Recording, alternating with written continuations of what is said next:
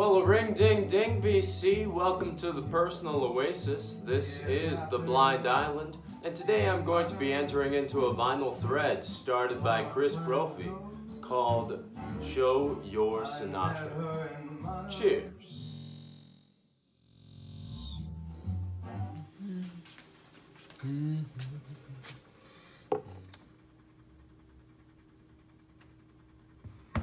Hey guys, welcome again. Just wanted to do something a little fun, a little bit more interesting for an introduction.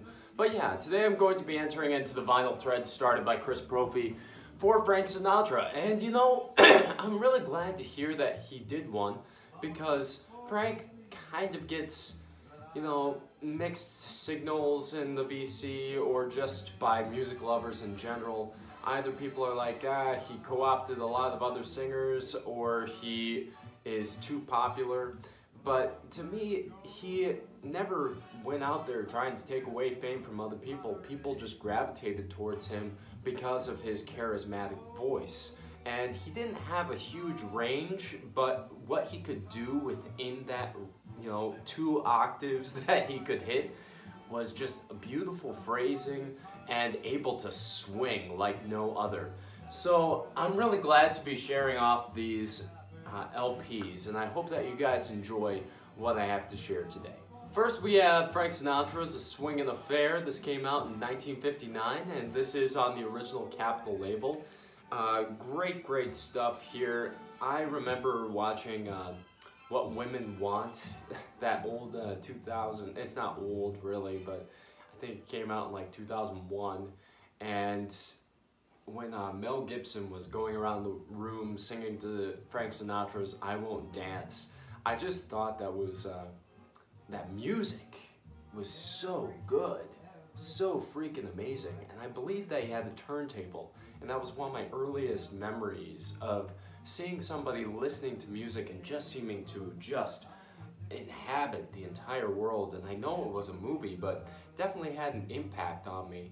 And Frank Sinatra was one of the first artists I ever started collecting, so really happy to start off on this one.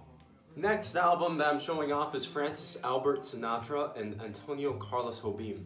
Now this was recorded, I believe, 1967, kind of at the height, zenith of that Brazilian jazz samba craze that was happening worldwide, and Frank Sinatra comes in with Antonio Jobim and just creates this laid-back, beautiful song cycle that is pretty much antithetical to the big swinging brass bands of his 50s and 40s days.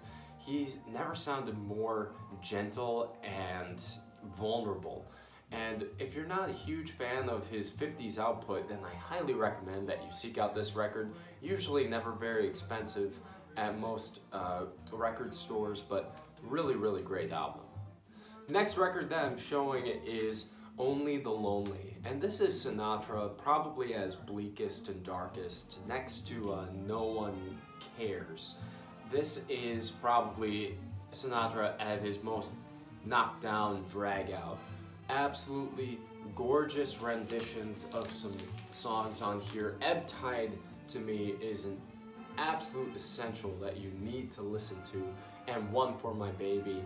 I love that artwork that's on the back cover, just showing a man sitting alone at a park bench with that lamplight streaming over him, probably the only source of light in his life at the time.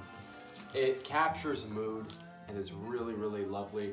I always found this, you know, artwork to be so striking. He's trying to be like Pagliacci, the sad clown, the tragic clown, and I think that he really captures that within the music here.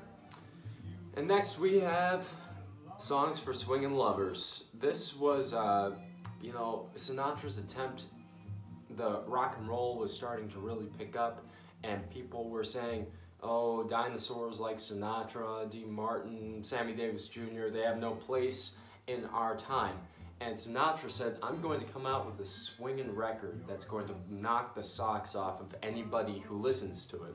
And he really succeeded. This was one of his most popular albums he ever came out with. And it really, really just captures a mood, an aura, and an essence that is just dripping with romance. I really enjoy the cover here. I like this. This is actually an updated cover. It came out either later in the year or the year after. The original had him looking over his shoulder and much, much older. I definitely appreciate this cover a lot more. So, great album, wonderful stuff, what we have playing right now, and just really, really top notch. And then finally we have In the Wee Small Hours. And of course this is my top pick because, I mean, I didn't really do this with any rating or scale in mind, but I knew I wanted to show this one last because it really is just phenomenal music. It's in my top 100 albums of all time if you want to take a look at that. Yeah, I have it in my playlists and it's just so beautiful.